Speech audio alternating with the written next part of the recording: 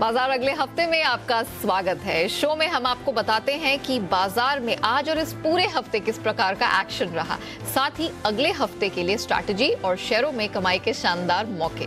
नमस्कार, आपके साथ मैं हूं नेहा आनंद और मेरे साथ अगले हफ्ते के लिए आपकी तैयारी कराने के लिए जुड़ चुके हैं जी बिजनेस के मैनेजिंग एडिटर अनिल सिंघवी। इसके अलावा मेरे साथ एक और खास मेहमान ट्रेड स्विफ्ट ब्रोकिंग के डायरेक्टर संदीप जैन भी जुड़ चुके हैं। साथ ही मेरी पूरी रिसर्च टीम मेरा साथ देने के लिए मेरे साथ है। देवांशी से हम जानेंगे कैसा रहा बाजार का हाल और आईपीओ की आंधी में किसकी रही चांदी। मानसी बताएंगी बाजार में अगले हफ्ते के लिए अहम ट्रिगर्स और क्या है डीएलएफ में ग्रोथ के ट्रिगर्स। लेकिन सबसे पहले देख लेते हैं कि आज बाजार में किस प्रकार का कारोबार देखने को मिला। तो मार्केट्स लगातार 3 ट्रेडिंग सेशन की सुस्ती के बाद आज हफ्ते का अंत दमदार तेजी के साथ करने में कामयाब रहे। निफ्टी 229 अंकों की बढ़त के साथ 18,103 के स्तर पर बंद हुआ। 767 अंकों की तेजी सेंसेक्स में दिखी और इसकी क्लोजिंग 60,686 के स्तर पे हुई है। बैंक करे 173 अंकों की मजबूती यहां भी देखने को मिली और आज हमने इसकी क्लोजिंग 38,733 के स्तर पर होती देखी है। चलिए आगे बढ़ने से पहले देख लेते हैं क्या संस्थागत निवेशकों ने कितनी खरीदारी या फिर बिकवाली की है। एफआईआईज यानी कि विदेशी संस्थागत निवेशकों ने कैश मार्केट में तकरीबन 511 करोड़ रुपए की खरीदारी की है। वहीं डीआईआईज की बात करें यानी कि घरेलू संस्थागत निवेशकों की, तो इन्होंने करीब 851 करोड़ रुपए की खरीदारी की। चलिए अब रुक करेंगे बाजार पर एडिटर स्टेक का। जी बिजनेस के मैनेजिंग एडिटर अनिल सिंघवी बता रहे हैं कि बाजार में इतनी शानदार रिकवरी क्यों और कहां से आई। हर शुक्रवार को आमतौर पर आप कहते हैं ना कि थैंक गॉड इट्स फ्राइडे, लेकिन आज जो भी बाजार में ट्रेडर्स और इन्वेस्टर्स है उनका मन ये हुआ कहने का थैंक यू फ्राइडे, क्योंकि शुक्रवार के दिन हफ्ते के आखिरी दिन बाजार ने वो कमाल करके दिखाया जो पूरे हफ्ते हम बड़े परेशान रहे, कमज़ोर रहे, उतार चढ़ाव के बीच रहे, लेकिन आज के सेशन में जो रिकवरी आई वो काबिले तारीफ थी। गजब का एक्शन हुआ। शुरुआत मजबूती के साथ हुई, फिर फिसले भी 17,900 के आसपास आने के बाद बाजार ने जो रिकवरी दी और दिन के हाईएस्ट पॉइंट पर जाकर बंद हुए 18,100 के आसपास, और जो करेक्शन पूरा करके फिर से रिकवरी आने लगी उसके हाईएस्ट लेवल के आसपास बाजार आज फिर से आते हुए दिखे। तो बहुत ही बेहतरीन खरीदारी, बहुत ही बेहतरीन रिकवरी आई, और खास तौर से तब जब नए ग्लोबल संकेत बहुत अच्छे हों। ऐसा नहीं कि 3 दिनों से अमेरिका कमज़ोर है और डाउ फ्यूचर्स 40-50 पॉइंट ही ऊपर है, ऐसा नहीं बड़ी तोड़फोड़ तेजी हो रही हो, वैसा नहीं, उसके बावजूद हम बढ़े।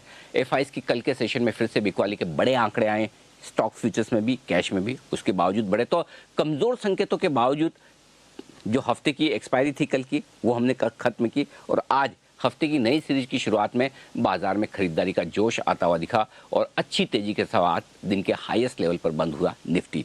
बैंक निफ्टी उतना मजबूत नहीं था, कमज़ोर ज़्यादा है, रिकवरी की कोशिश की, लेकिन 38,700 के आसपास बैंक निफ्टी बंद होता दिखा। लेकिन सेंसेक्स में देखेंगे तो मज़ा आ जाएगा, 767 पॉइंट की दमदार तेज़ी सेंसेक्स में होती हुई दिखी है। तो वैसे देखा जाए तो ब्रॉडर मार्केट में तेज़ी का माहौल था। हार्डली कोई सेक्टर ऐसा होगा आज, सरकारी बैंकों को छोड़ दे तो जो लाल निशान में बंद हुआ, तो लगभग हर तरफ खरीदारी होती दिखी। और हफ्ते के आखिरी दिन ये तेज़ी, हफ्ते के हाईएस्ट लेवल पर बंद होना बाजार का कॉन्फिडेंस बढ़ाने वाला है, इसमें कोई डाउट नहीं। चलिए, तो जबरदस्त स्ट्रेंथ हमने फ्राइडे में आते हुए देखी और हफ्ते का जो अंत है वो एक बहुत ही रिलीविंग नोट पर हुआ है। एडिटर्स टेक में आपने सुना, लेकिन बाजार में आज किन सेक्टर्स में सबसे ज्यादा एक्शन देखने को मिला, इसकी पूरी डिटेल लेकर मेरी सहयोगी देवांशी अशर मेरे साथ जुड़ चुकी हैं। देवांशी, बताइए खबरों के दम पर आज कौन से सेक्टर्स और स्टॉक खासे एक्शन में दिखाई दिए। लंबे वीकेंड के बाद हमारे बाजार में थोड़ी सी सुस्ती के साथ कामकाज होता हुआ दिखा। ग्लोबल मार्केट सुस्त थे, यूएस मार्केट में जो बॉन्ड यील्ड्स बढ़े थे उसका इम्पैक्ट हमारे बाजार में भी देखने मिला था और निफ्टी बैंक में सबसे ज़्यादा दबाव इस हफ्ते हमने देखा है। इसके अलावा आप देखिए एफआईज की तरफ से लगातार बिकवाली हावी होती हुई दिख रही है। 5,000 करोड़ तक की बिकवाली एफआईज ने कैश मार्केट में की है। इसके सिवाय जो स्टॉक्स फोकस में रहे वो रिजल्ट हैवी वीक था, इसके चलते mid cap stocks, small cap stocks में भरपूर एक्शन देखने मिला था। और आप देखिए सोने में सबसे ज़्यादा गेंस इस हफ्ते हमने देखे हैं। सेक्टर्स की अगर बात करें तो निफ्टी बैंक, जैसे मैंने कहा, सबसे ज़्यादा दबाव यहीं पे आता हुआ दिखा। गेनर्स की बात करें तो हमने देखा इस बार IT स्टॉक्स, एनर्जी स्टॉक्स, ये इंडाइसिस थे जहाँ पे सबसे ज़्यादा गेंस बनते हुए दिखे थे। मिड कैप इंडाइसिस और स्मॉल कैप इंडाइसिस में भी करीब 1% से लेकर 1.25% तक की तेज़ी आती हुई दिखी। सेक्टर्स की बात करें तो IT इंडेक्स टॉप पर था, एनर्जी और ऑटो स्टॉक्स में भी अच्छी तेज़ी थी, और सेक्टोरियल लूजर्स में हमने देखा है फाइनेंशियल्स और बैंक्स थे जो कि लीड करते हुए दिखे। निफ्टी के गेनर्स की बात करें, M&M टॉप गेनर था, नतीजों के बाद शानदार रैली आई। Bharti Airtel, Tech Mahindra top gainers. Nifty losers में इंडसइंड बैंक टॉप करता हुआ दिखा, डीवीज लैब में सबसे ज़्यादा गिरावट और SBI में भी नतीजों के बाद यहाँ पे गिरावट देखने मिली है। मिड कैप स्टॉक्स में कई सारे स्टॉक्स फोकस में थे, KPIT Tech, Minda Industries, Karur Vysya Bank, इन सब में डबल डिजिट गेन्स देखने मिले। और वहीं पे अगर लूजर्स की बात करें तो बालाजी एमाइंस, साथ ही आप देखिए गुजरात एल्कली, सोलारा एक्टिव जैसे स्टॉक्स थे जहाँ पे हमने गिरावट इस हफ्ते आती हुई दिखी। कई सारे स्टॉक्स इस बार फोकस में थे। SH केलकर जो ब्लॉक डील होती हुई दिखी, इसके चलते एक बड़ा मूव आता हुआ दिखा, और फर्स्ट सोल्यूशन जिसके चलते हमने देखा कि जो मैनेजमेंट गाइडेंस काटा था, इसके चलते यहाँ पे सबसे बड़ी गिरावट आती हुई दिखी। तो ये कुछ स्टॉक्स थे जो फोकस में था, लेकिन ओवरऑल निफ्टी बैंक सुस्ती के साथ ट्रेड करते हुए दिखे, और ओवरऑल हमारे बाजार में थोड़ी सी सुस्ती के साथ कामकाज होता हुआ दिखा। चलिए, अब वक्त हो गया है हमारे खास मेहमान को जोड़ने का, और हमारे साथ आज ट्रेड स्विफ्ट ब्रोकिंग के डायरेक्टर संदीप जैन साहब जुड़ चुके हैं। संदीप जी, बहुत स्वागत है आपका जी बिजनेस पे। संदीप जी, अगले हफ्ते की हम तैयारी कर रहे हैं, तो सबसे पहले तो यही बता दीजिए कि अगले हफ्ते बाजार में मूड मिजाज कैसा रहने वाला है, और आपकी इंट्राडे पिक कहां पर आ रही है? नहीं, बिल्कुल देखिए, मूड मिजाज तो सही रहना चाहिए, जैसा कि अनिल जी ने बहुत सही कहा शुरुआत में ही। थैंक यू फ्राइडे, आज generally thank God it's Friday होता है, बट आज माहौल वाकई में बहुत अच्छा चेंज हुआ। इनफैक्ट जो 3 दिन 4 दिन से जो एक गिरावट का दौर चल रहा था, कल वीकली कटान थे, और उसके बाद आज एक जिस तरीके का बाउंस बैक देखने को मिला, और कुछ हैवीवेट्स ने तो जबरदस्त पार्टिसिपेट किया है। HDFC, टेक महिंद्रा, रिलायंस, सब ने जबरदस्त बूस्ट किया इंडाइसेस को। और दूसरी बात यह कि FIIs, DIIs की बाइंग बहुत बढ़िया रही है, और आज FIIs across the segments buying करते हुए दिखे हैं, शॉर्ट कवरिंग हो या जैसा भी हो। सो ओवरऑल मुझे लगता है कि रिजल्ट हेवी वीक के बाद अगर ऐसी क्लोजिंग हुई है तो इट इज क्वाइट एनकरेजिंग, और मुझे लगता है कि आने वाला हफ्ता हो सकता है कि एक 18,200 का एक जो रेजिस्टेंस है, 150-200 एक लेवल है जहां पर रेजिस्टेंस अगर फेस करे, रिस्पेक्ट दे तो बात अलग है, अगर उसको क्रॉस करता है तो एक नया मूड माहौल बन जाएगा। और इन्फ्लेशन के डेटा की वजह से, कुछ ग्लोबल डेटा की वजह से जरूर से थोड़ा प्रेशर बना हुआ है, but I am quite bullish. मुझे लगता है कि बिल्कुल खरीदारी करके ही चलना चाहिए, बाय ऑन डिक्लाइंस की रणनीति अपनाए। ऐसा लगने लगा कि 17,800-700 ये एक अच्छा रेंज है जहां पे सपोर्ट लेता मार्केट। तो डाबर स्टॉक लाया हूं मैं, जो कि बहुत ज्यादा चला नहीं है। FMCG स्टॉक्स अंडर परफॉर्म कर रहे हैं, जैसा कि IT भी कर रहे थे, मगर IT आज पार्टिसिपेट किया। हो सकता है कि मंडे के दिन FMCG वापस से बाउंस बैक करे, तो डाबर को खरीदे 609 और 612 के टारगेट के लिए, और 599 का स्टॉप लॉस लगाएं।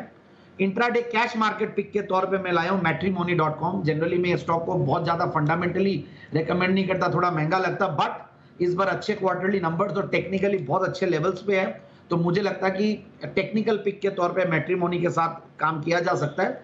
1090, 1120 के टारगेट के लिए 1030 का stop loss. And positional pick के तौर पे जो स्टॉक लाया हुआ है, अगेन IT स्टॉक्स में आज फ्लेवर में थे, और मुझे लगता है कि मिड कैप IT स्टॉक्स वैसे भी थोड़ा बेहतर परफॉर्म कर रहे हैं। तो मुझे लगता है कि जेंसार टेक्नोलॉजीज, जो कि वन ऑफ माय फेवरेट्स है, मैंने जेंसार के जेम्स या कई सेगमेंट्स में इस स्टॉक को दिया है, इस स्टॉक को ले 450 का स्टॉप लॉस लगाए, 520, 530 का टारगेट के लिए पोजिशनल पिक के तौर पे जेंसार टेक्नोलॉजीज। वेरी वेल, तो ये रही संदीप जी की अगले हफ्ते के लिए बाजार पर टेक, और साथ ही उन्होंने अपनी इंट्राडे और पोजिशनल कॉल भी आपके साथ शेयर की है। लेकिन बाजार की नजर अब किन ट्रिगर्स पर रहेगी? कौन से ऐसे फैक्टर्स हैं जो बाजार के मूड मिजाज को डिफाइन कर सकते हैं? ये सारी डिटेल्स लेकर जुड़ चुके हैं मेरी सहयोगी मानसी। मानसी, जरा बताइए किन ट्रिगर्स पर या किन इवेंट्स पर हमें नजर रखने की जरूरत है अगले हफ्ते? जी बिल्कुल, देखिए आने वाला हफ्ता काफ़ी एक्शन पैक रहने वाला है। कई सारे IPOs हैं जिनकी लिस्टिंग होने जा रही है, कुछ IPOs हैं जो कि खुलेंगे भी, और ढेर सारे ट्रिगर्स हैं। एक एक कर सब आपको बताती हूँ। सोमवार 15 नवंबर के दिन पॉलिसी बाजार के 5,625 करोड़ का IPO की लिस्टिंग होती हुई दिखेगी। वहीं SJS एंटरप्राइजेस के 800 करोड़ के IPO की लिस्टिंग होगी। इसी दिन सिगाचे इंडस्ट्रीज के 125 करोड़ के IPO की लिस्टिंग भी होगी। और सोमवार के ही दिन यानी 15 नवंबर को टार्सन्स प्रोडक्ट लिमिटेड का आईपीओ 15 से 17 नवंबर के बीच खुलेगा। प्राइस बैंड जिसका 635 से 662 रुपए प्रति शेयर का तय किया गया है। इसके अलावा स्टील कंपनियों पर फोकस रखिए। उत्तरी चीन के कुछ स्टील कंपनियां 15 नवंबर से 15 मार्च 2022 तक उत्पादन में कटौती कर सकती है, जिसके चलते स्टील कंपनियों पर सोमवार के लिए फोकस होना चाहिए। इसी दिन रिलायंस इंडस्ट्रीज के पार्टली पेड शेयर के दूसरे और आखिरी कॉल की 628 रुपये 50 पैसे की पेमेंट जो है वो करनी है 15 से लेकर 29 नवंबर के बीच। तो इस ट्रेडिंग या इस पेमेंट विंडो को याद रखिए, 15 नवंबर यानी सोमवार से लेकर 29 नवंबर के बीच इसकी पेमेंट करनी होगी। सेबी की कमोडिटी डेरिवेटिव एडवाइजरी कमेटी की बैठक भी 15 नवंबर को होने वाली है। और साथ ही आपको बता दें कि यहाँ पर अक्टूबर WPI के आंकड़े भी इसी दिन आते हुए दिखेंगे। 16 नवंबर के दिन यानी मंगलवार के दिन वेल्सपन कॉर्प शेयर होल्डर्स की बैठक में वेल्सपन स्टील और वेल्सपन कॉर्प के डीमर्जर पर फैसला होने की संभावना है। ज़ील इन्वेस्टको मामले में NCLT में अगली सुनवाई जो है वो मंगलवार को 16 नवंबर को होती हुई दिखेगी। Tata steel scheme of amalgamation के तहत टाटा स्टील BSL के जिन शेयरधारकों को टाटा स्टील के शेयर मिलेंगे उनके नाम का ऐलान मंगलवार के दिन 16 नवंबर को होता हुआ दिखेगा। वहीं अमारा राजा बैटरीज हाईकोर्ट में Andhra Pradesh pollution control board की कंपनी के प्लांट सस्पेंशन की जो अपील थी उसको लेकर अगली सुनवाई 16 नवंबर को होने वाली है। 17 नवंबर बुधवार के दिन सुप्रीम कोर्ट में वन टाइम स्पेक्ट्रम चार्जेस मामले पर अगली सुनवाई होगी। तो इसी दिन टार्सन्स प्रोडक्ट लिमिटेड का IPO जो कि 15 नवंबर को खुला था वो बंद होता हुआ दिखेगा 17 नवंबर को। 19 नवंबर के दिन यानी कि शुक्रवार के दिन गुरु नानक जयंती के मौके पर भारतीय बाजार बंद रहेंगे। तो कह सकते हैं एक ट्रंकेटेड वीक है, छोटा हफ्ता है 4 दिन का, सोमवार से गुरुवार का, और शुक्रवार के दिन भारतीय बाजार बंद रहने वाले। लेकिन ढेर सारे ट्रिगर्स पूरे हफ्ते में आप देखेंगे। ढेर सारे ट्रिगर्स रहेंगे और वो बाजार की दिशा को निर्धारित करने में काफी महत्वपूर्ण साबित होंगे। शुक्रिया मानसी हमारे साथ जुड़ने के लिए और वो ट्रिगर पॉइंट्स रखने के लिए। लेकिन बाजार में हम जो IPOs की आंधी आई हुई है उसको भी नकार नहीं सकते। तो इस IPO की आंधी में किसकी चांदी हुई है ये बताने के लिए मेरी सहयोगी देवांशी मेरे साथ बनी हुई है। Devanshi, over to you.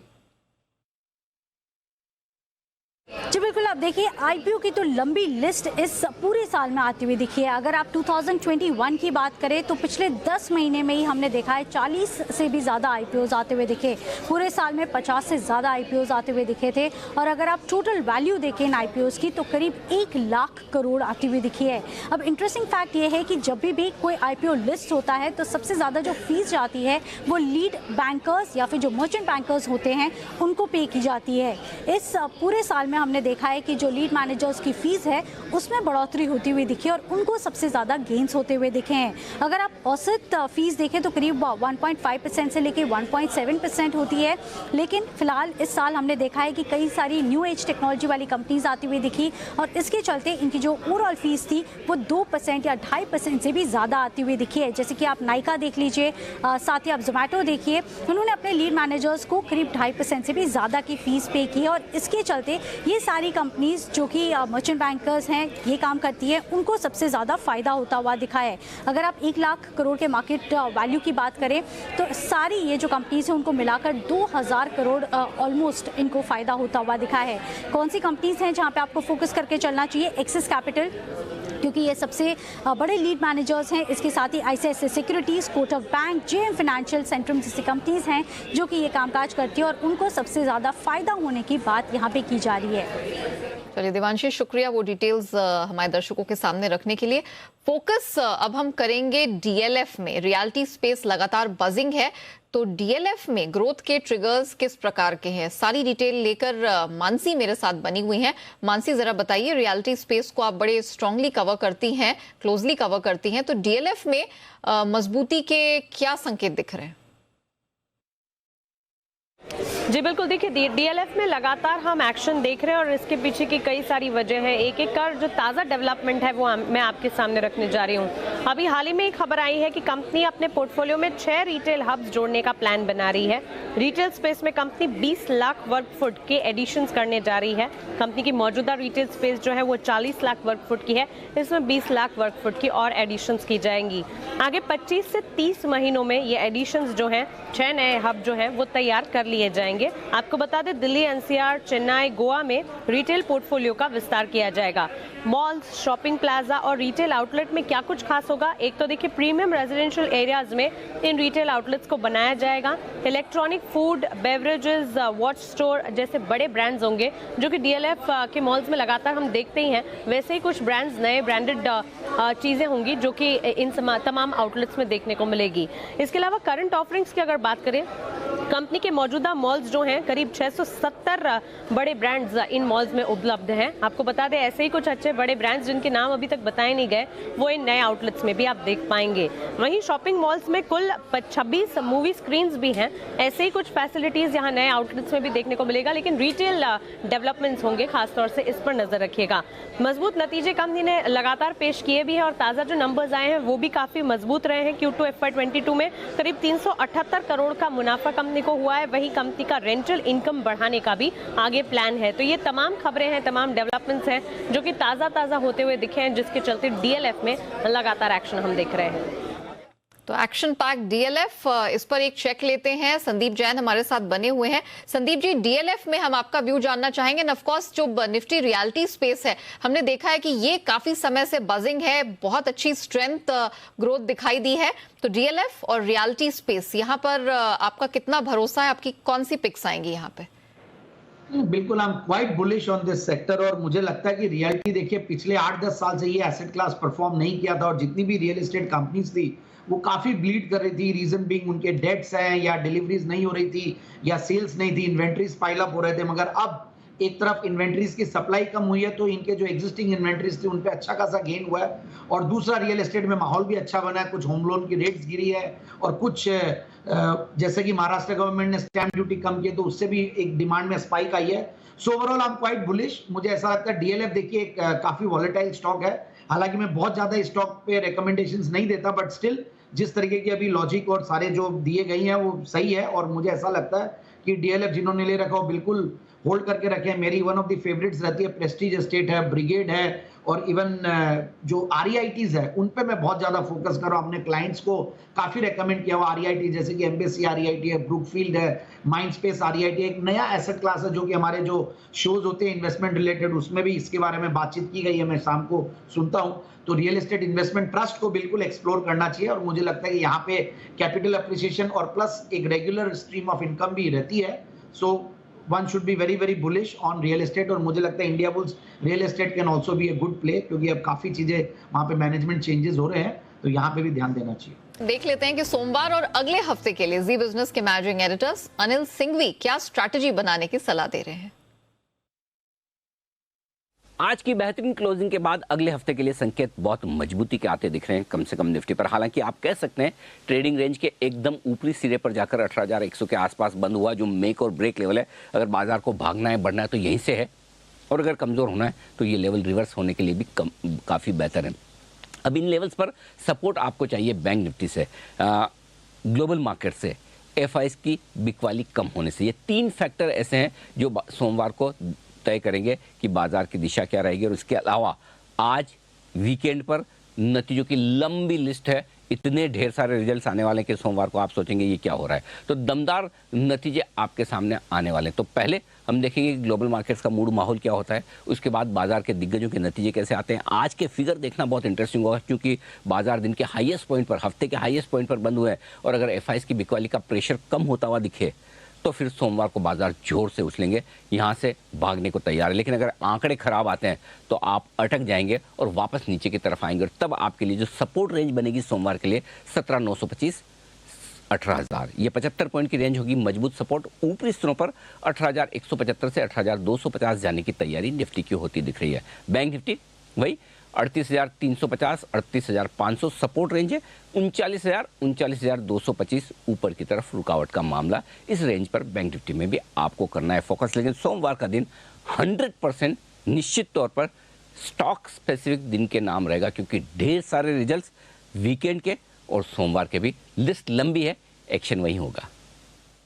चलिए, और अब अगले हफ्ते वायदा बाजार में आपको किस ऑप्शन स्ट्रैटेजी से कमाई का बेहतरीन मौका मिलेगा, ये बताने के लिए हमारे साथ कोटक सिक्योरिटीज के श्रीकांत चौहान जुड़ चुके हैं। श्रीकांत जी, बहुत स्वागत है जी बिजनेस पे। बताइए कि अगले हफ्ते ऑप्शंस के जरिए कहां कमाई का मौका दिख रहा है आपको?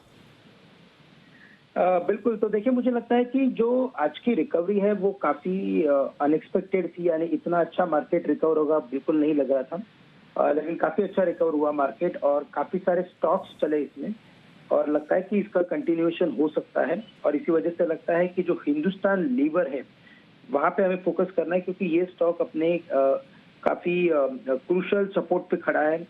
काफी गिरावट के बाद ये स्टॉक में रिकवरी देखने मिली है। तो लगता है कि हिंदुस्तान लीवर के जो कॉल ऑप्शंस हैं वो हमें लेके चलने हैं, और वो है कुछ 2400 के कॉल ऑप्शंस बाय खरीदने हैं। 40 रुपए के करीब का उसमें प्रीमियम है। और यहाँ पे जो टारगेट्स रहेंगे वो रहेंगे 65 रुपए के, और स्टॉप लॉस रहेगा 20 रुपए का। साथ ही साथ हमें लगता है कि जो TCS है वहाँ पे हमें 3500 के कॉल ऑप्शंस खरीदने हैं। यहाँ पे जो टारगेट्स रहेंगे वो रहेंगे तकरीबन 180 के, और स्टॉप लॉस हमें रखना है 40 रुपए का, और जो ऑप्शन हमें मिल रहा है वो मिल रहा है 80 रुपए में। तो 3500 के TCS के कॉल ऑप्शंस खरीदने हैं, और हिंदुस्तान लीवर के 2400 के कॉल ऑप्शंस खरीदने हैं। चलिए, बहुत बेहतरीन श्रीकांत जी, बहुत शुक्रिया आपका हमारे साथ जुड़ने के लिए और अगले हफ्ते की ऑप्शन स्ट्रैटेजी आज हमारे दर्शकों के साथ शेयर करने के लिए। और संदीप जैन जी हमारे साथ बने हुए हैं। संदीप जी, फटाफट जरा दर्शकों को बताइए कि लंबी अवधि के लिहाज से आपकी बेस्ट पिक कहां से आ रही है?